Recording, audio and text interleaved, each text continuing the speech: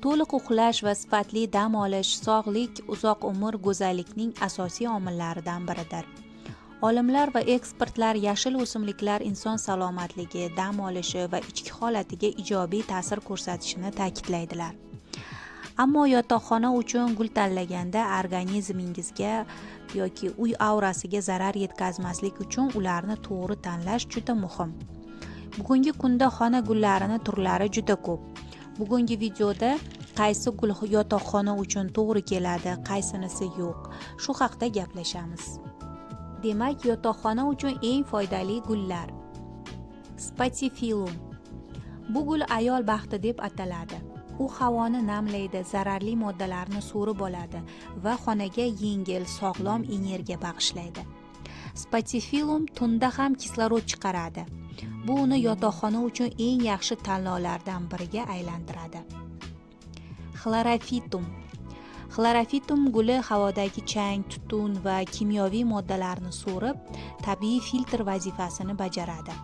Ushbu gul ayniqsa yirik shaharlarda yashovchilar uchun foydali, chunki u havoni ifloslanishdan tozalaydi. Sansevieria. Bu gulni ko'pincha qaynana tili deb atashadi. Sansevieria kislorodni kechasi ham chiqaradi. U havodagi formaldegid va benzolni so'rib, uy havosini soflaydi. Cindapsus. Cindapsus havodagi zararli moddalarni, ayniqsa uglerod gazlarini so'rib oladi. Uni uzun, ipga o'xshash novdalari yotoqxona devori yoki shkaf yonini bezash uchun juda chiroyli ko'rinadi. Bu gul havoni tozalash bilan birga xonadagi salbiy energiyani ham kamaytiradi. Geran. Geran yoki pelargoniya an'anaviy uy guli hisoblanadi.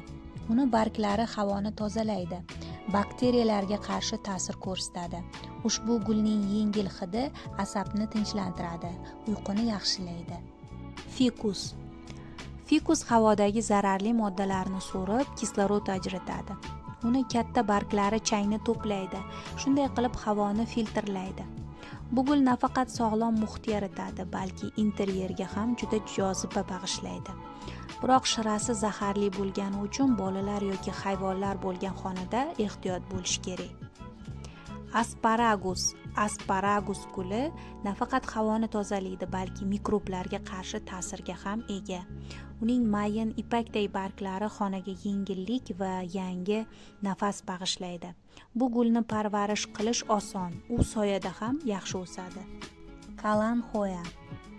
Kalanxoya nafaqat bezak uchun, balki shifobaxsh xususiyatlari uchun ham qadrlanadi.